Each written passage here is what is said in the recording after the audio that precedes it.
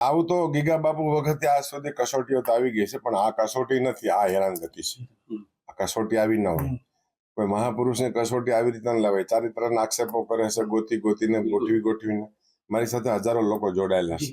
એ ગમે એની માથે એની પાસે પ્રૂફ હોય, મારે પ્રૂફ લાવે ને. મારે કોઈ એવી એની પાસે કઈ મારે ગોલ્ડ મેડલ કોઈને પહેરવો નથી, મારે કઈ પબ્લિસિટીમાં ગુડવિલ લઈને મારે કઈ ટિકિટ જોતી નથી કોઈને, મારે કઈ શાબાશી જોતી નથી. એક બાજુ પૂર્વાશ્રમનો ભાઈ છું, મારો ભાઈ છે કરીને તો આટલું બધું દુનિયામાં ડખે હું કામ ચડાવ્યું? સત્તાધાર કોઈ નાળિયેર લઈને થયો, કોઈ દર્શન કરવાનું થયું, એને સત્તાધારને શું લાગે વળતું? અને લાગે વળતું ને એટલું બધો પાવર હોય તો આ બધું હું કામ ડખે ચડાવવું છે? આ મૂળ એક હેરાન કરવાની એક આખી પદ્ધતિ છે. ખાસ કરીને બાપુ આપના પૂર્વ સેવકોને આપણે માર મારીને કાઢી મૂકી. ના, ખોટી વાત છે. કોઈ પૂર્વ સેવક નાથી માર મારવામાં આવ્યા નથી. અહીંયા કોઈ બનાવ બનેલ જ નથી. અહીંયા આ બધું ગોઠવવામાં આવ્યું છે. મારી સંસ્થામાં કોઈ વસ્તુ બનેલ નથી. એ વાત એકદમ તદ્દન ખોટી છે. બાપુ, સરકારને ખરેખર આની તટસ્થ તપાસ કરવી. સરકાર કરશે, કલેક્ટરશ્રીના ઓલામાં આવશે તો એ તપાસ નિમશે કરશે. કહેવાની વાત તો એ છે કે અમારી સંસ્થા એક જૂનું ગુડવિલ છે, 250 વર્ષનું. અને અહીંયા 18 આલમ એટલે કોઈ નાતી જાતિના ભેદભાવ નથી. અને આ માણસ જે એમ કહે છે કે મારો ભાઈ, એ વાતના આજ 25 વર્ષ છે ઘર છોડ્યો. અને સત્તાધારમાં આવ્યા આજ સુધીમાં એને હજારો અરજીઓ કરી છે અમારા વિરુદ્ધમાં, અમારી સંસ્થા વિરુદ્ધમાં, અમારા સેવક વિરુદ્ધમાં, અમારી નજીકની ટીમ હોય એના વિરુદ્ધમાં. અને ખબર નહીં એના મગજમાં શું ચાલતું, એને શું પેટમાં દુખતું, એને પ્રલોભન વૃત્તિથી ચાલે છે કે ઈર્ષા વૃત્તિથી ચાલે છે કે કાંઈ પણ એની મેન્ટાલિટી જે હોય તે આ મીડિયા સમક્ષ દુનિયા આખી જોવે છે. અને સત્તાધારને આખી દુનિયા નિહાળો છો તમે. એવો કોઈ ભ્રષ્ટાચાર અમારી પાસે કોઈ એવો ઉદ્યોગ નથી મલ્ટીપ્લેક્સ કે અમે એના ઉપર અમે ચાલી. આકાશી રોજી ઉપર અમારી સંસ્થા ચાલે, શ્રદ્ધા ઉપર અને સમર્પણથી. અહીંયા કરોડો રૂપિયા કેવી રીતે હોય? ક્યાંથી કરોડો રૂપિયા આવે છે? કરોડો રૂપિયા એમને કોઈ આપી દે? અત્યારે ગવર્મેન્ટના એટલા રૂલ્સ રેગ્યુલેશન ચાલે છે, તો એમાંથી કેવી રીતે 10-10 રૂપિયાથી અમારી આ સંસ્થાની આજીવિકા આવે છે, આ રોજીરોટી.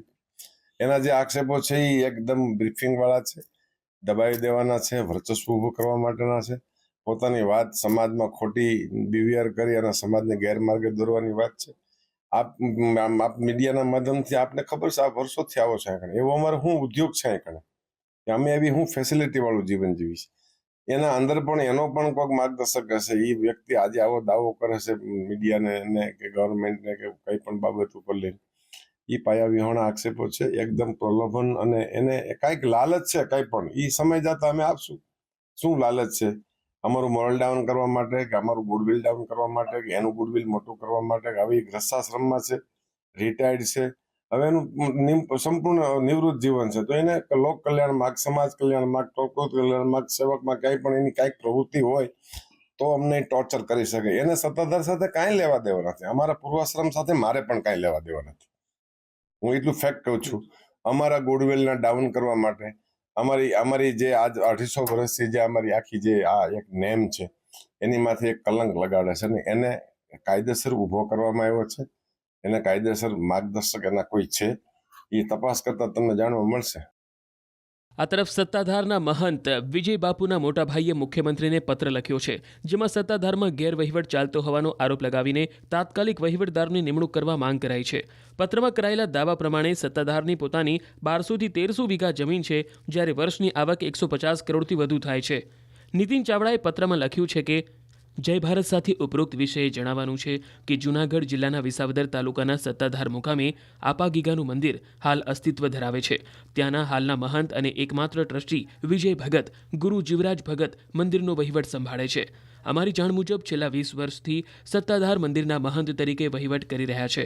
મંદિરની પોતાની 1200 થી 1300 વીઘા જમીન છે, તેમજ મંદિર પાસે ગેરકાયદેસર 60 દુકાનો અસ્તિત્વ ધરાવે છે, જેનું વાર્ષિક ભાડું 2 લાખથી 2.5 લાખ રૂપિયા, તેમજ મોટી ગૌશાળા ધરાવે છે, જેમાં ગાયોના દૂધની વાર્ષિક 1 કરોડ 8 લાખ રૂપિયાની આવક ધરાવે છે, તેમજ ખેતીવાડીની વાર્ષિક આવક 50 કરોડ રૂપિયા, તેમજ ધર્માદાની વાર્ષિક આવક 100 કરોડ રૂપિયા ઉપરની થાય છે. તે તમામ રકમ ગેરમાર્ગે વપરાઈ રહી છે. તે ગેરવહીવટ અંગેના પુરાવાઓ પાના નંબર 1 થી 18 આ સાથે સામેલ છે. તેનો અભ્યાસ કરી વહેલી તકે વહીવટદારની નિમણૂક કરવા વિનંતી છે.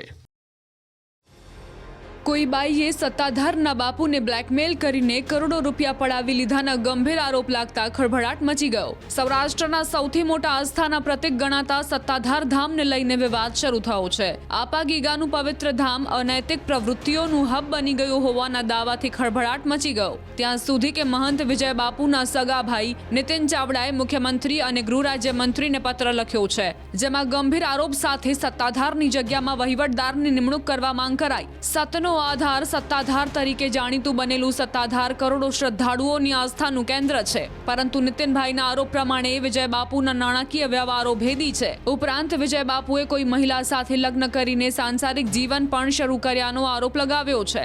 સત્તાધાર મંદિરના વહીવટમાં કરોડોની ગોલમાલ થઈ હોવાનો આરોપ છે. સાથે જ વિજય બાપુ વ્યાભિચારમાં રચેલા પચેલા રહેતા હોવાના ગંભીર આરોપથી સમગ્ર પંથકમાં ખળભળાટ મચી ગયો છે.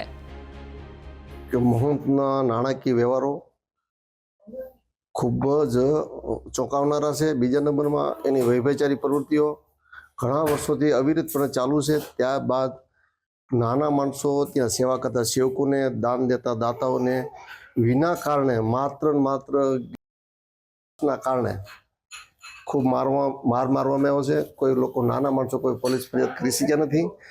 પોલીસ ન કરવાથી એટલે આ દિવસે દિવસેની દાદાગીરી વધતી ગઈ. એ અનુસંધાને આપણે મુખ્યમંત્રીશ્રી પછી ગૃહમંત્રીશ્રીને આ બાબતેથી વાકેફ કર્યા છે. સત્તાધારમાં વહેલામાં વહેલી તકે સરકાર દ્વારા વહીવટદારની નિમણૂક થાય એવી અમારી માંગ છે. એ માટે અમે મીડિયા સમક્ષ ઉપસ્થિત થયા છીએ. ગોંડલ શ્રીનાથગઢના એક ભવાયા વ્યાસની બ્રાહ્મણની દીકરી છે. એમણે અમારી જાણ મુજબ 2-3 લગ્ન કર્યા છે અને ત્યાં સત્તાધારમાં લગભગ 20 વર્ષથી વધારે ત્યાં રહે છે અને એને વિજય ભગત સાથે કોઈને કોઈ પ્રકારે પ્રેમ સંબંધ થઈ ગયો છે. ત્યાર પછી એને મેરેજ કરી લીધા છે, મૈત્રી કરી લીધા છે અને ઓલરેડી વિજય ભગતનું બ્લેકમેલ થાય છે અને સત્તાધારના કરોડો રૂપિયા એ ભાઈએ ઉઠાવી લીધા છે.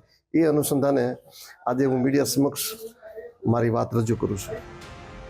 આરોપો સાથે જ સૌરાષ્ટ્રના સૌથી મોટા આ ધામને લઈને ચર્ચાઓએ જોર પકડ્યું છે. સોશિયલ મીડિયા પર કેટલાક ઓડિયો અને વિડીયો પણ વાયરલ થઈ રહ્યા છે, જેમાં સત્તાધાર ધામમાં કામ કરતા જૂના લોકોને વિજય બાપુ અને તેમની પ્રેમિકાએ કાઢી મૂકતા હોવાના આરોપ છે. ઉપરાંત સત્તાધારના પૂર્વ કર્મચારી હોવાના કથિત દાવા સાથે એક વૃદ્ધા એવો પણ આરોપ લગાવી રહ્યા છે કે વિજય બાપુએ તેમની પ્રેમિકાને બંગલો બનાવી દીધો છે. રાતના સમયે પેન્ટ શર્ટ પહેરીને વિજય બાપુ પાણીની બોટલ લઈને પ્રેમિકાને મળવા જતા હોવાના કથિત દાવા છે. વૃદ્ધાના દાવા પ્રમાણે વિજય બાપુ ગાંજાનું સેવન કરે છે. ઉપરાંત વિજય બાપુ થેલા ભરીને પ્રેમિકાને રૂપિયા આપે છે. આ રૂપિયા લઈને તેમની પ્રેમિકા જુગાર રમવા જતી હોવાનો વૃદ્ધાનો દાવો છે.